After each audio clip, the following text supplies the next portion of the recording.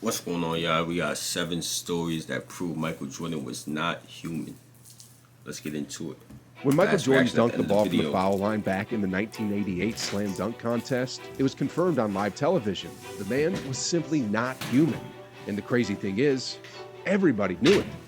I mean, one time when a young Kobe Bryant was working out with the Philadelphia 76ers, he asked them what it's like to guard Mike, and they were like, "Mike? You mean Black Jesus?" Michael Jordan is a basketball god living in a man's body, and today we're going to prove it. We all know that MJ worked relentlessly hard on the basketball court to ensure his team's success. But did you know he also used every tactic in the playbook to get an edge over his competitors, including referee manipulation? Yeah, that's right. Sports writer Andy Andrews called this the Jordan effect, and according to him, Jordan worked his way with the refs by interacting with them on a personal level. Here's what he said specifically. Jordan made sure he knew each official by name. So before the game started and the teams were in the arena warming up, he'd talk and say, "Hey Steve, how's your son doing? Bobby's in 8th grade this year, right? I hear he's doing well on the court. You tell Bobby for me that I got cut from my junior high school team. Heck, Steve, your kid is doing better at this stage of his career than I did. You tell him I said to keep it up." So Mike Now, that Mike ref was a gets to vet, go man. home to his son He and was say, a vet for "Hey, guess real. what Michael told me to tell you?" "Oh, you didn't know?" "Yes, son. Michael and I are great friends." Later during the game, who do you think gets the benefit of the doubt? Who gets more fouls called? The player griping, complaining, and cussing the official, or the official's buddy, the guy who cares about his son? Sheesh, guys. Not only was MJ bending the laws of physics with his leaping abilities, That's just a he veteran also was move, bending man. the minds of NBA officials. That's a veteran No move. regular human would Yo. ever think of doing that. Anyway, guys, as you probably know by now, MJ's the type of guy who would never back down from any challenge. But despite knowing this, there were times when certain young guns still tried to poke the bear and, as the saying goes, they learned their lesson the hard way. In 2013, when MJ was about to celebrate his 50th birthday, a 19-year-old Michael Kidd Gilchrist came up to him and said, "Hey MJ, how about we play a little bit of one-on-one?" MJ happily agrees to MKG's request, and though there were no videos to show proof of what really went down, MKG admitted that he got his butt kicked by the GOAT. "He did play me one-on-one one time, and it was hard for me. I lost. I lost to a 50-year-old guy. That's my boss, though. He's the best player to play the game." Ladies and gentlemen, that's a 50-year-old beating a younger, more athletic hooper who was the 2nd overall pick back in the 2012 draft. Tell me that ain't human. Anyways, throughout his career, MJ had great rivalries with all-time great players like Dominic Wilkins, Magic Johnson, Isaiah Thomas, and Larry Bird. But among these great names, there was one guy whom MJ shared a special two-day with. That person goes by the name of LaBradford Smith. Now, I know the guy's name doesn't ring a bell for most of you guys, and Yeah, I don't for can't me. blame you for that. I mean, I had to get my Smith knowledge was the up. 19th overall pick in the 1991 NBA draft, who only played 4 seasons in the league and averaged just 6.7 points per ball game. Though this Okay. guy doesn't look like a big deal, he became a totally different player on the night of March 19th, 1993. Against MJ and the Bulls, Smith went off and dropped a career-high 37 points while shooting 75% from the field and a perfect 7 for 7 from the foul line. Though the Bulls won that tight contest against the Bullets, 104-99, certain rumors circulated that Smith kinda gloated his performance by walking up to MJ and saying, "Good game, Mike."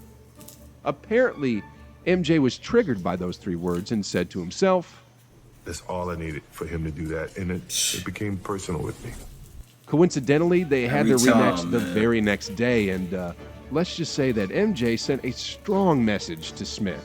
I mean, check these out. MJ was grilling him into barbecue chicken.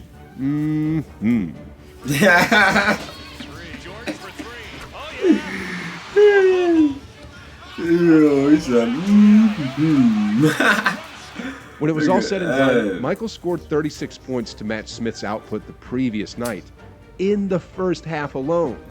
Eventually, he ended up with 37 points to lead the Bulls to a 126-101 lopsided win. Meanwhile, Smith cowered back into irrelevance and had just 15 points in that contest. Here's the kicker, though.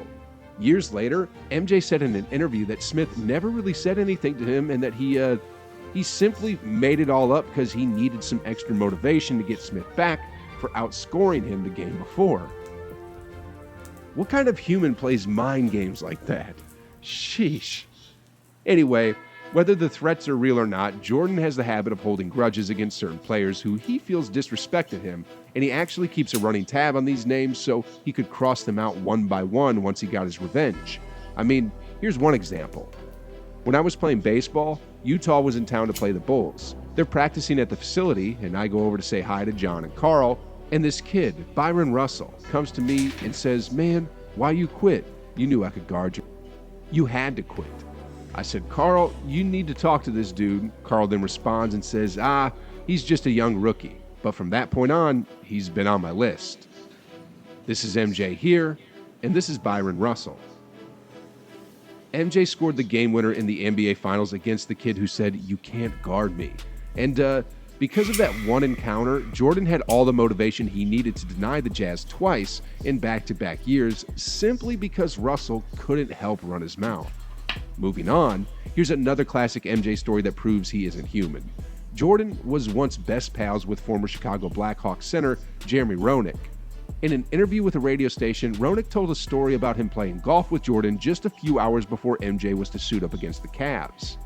We'd been drinking all afternoon.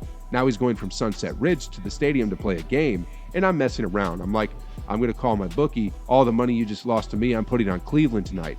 He goes, "I'll tell you what. I'll bet you that we win by 20 points and I have more than 40. I'm like, "Done." Son of a gun goes out, scores 52, and they win by 26 or something. After 36 holes of golf and having maybe 10 Bud Lights. Sheesh. Talk about unreal. Anyway, this story happened back in 2016. Chris Paul has been one of the most well-known endorsers of the Jordan brand, and in 2016, he invited MJ to be part of his summer basketball camp. As the kids were having fun, CP3 suddenly issued a shooting challenge to MJ with a condition that he invited if he missed MJ 3 or shots, nigga, then all the kids what who you mean attended invited the camp MJ? would get free Air Jordans. Despite being 53 at the time, MJ answered CP3's challenge. You can't invite MJ. MJ could come. You don't invite MJ. MJ is welcome. It's not an invite, Michael but you're just was a always savage welcome. and never missed a single stop. shot. Y'all know what I'm saying. The kids went home empty-handed simply because MJ you refused under his to lose bread. a simple game of Around the World. You don't invite him. Anyways, He can moving show on up if here. you want. Did you know that Jordan actually had a chance to play with the Oakland A's in Major League Baseball, but chose to turn it down instead? As we all know, his airness went to play baseball after winning his first three-peat and would later sign a minor leagues contract with the Chicago White Sox, but before this happened, a longtime baseball executive, Sandy Alderson, actually tried to recruit MJ to the Oakland A's. In his own words, "When I heard that was happening, or about to happen, I called the agent right away and said, 'Hey, look, I understand he may be going to Double-A. I don't even know who the 25th man is on our Major League team right now. I will sign him and put him on the Major League roster. He'll be a part of our 25-man team tomorrow.'" Now, according to MJ's agent, David Falk, MJ was actually receptive to the offer, but ultimately turned it down simply because he wanted to earn a roster spot and didn't want things to be handed out to him. Sheesh, guys. Classic MJ, I'm pretty though. sure 99.9% of people out there in this world would have jumped to nab a spot on a Major Leagues team. But like I said earlier, MJ is no human.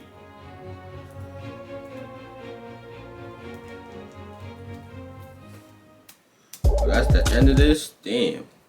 This is quick. My fault, y'all. That's the end of this one, y'all. If y'all enjoyed this 7 stories that prove Michael Jordan was not human, make sure you click on the last reaction on your screen right now. Turn on post notifications. Links in the description, man. And I'm out of here.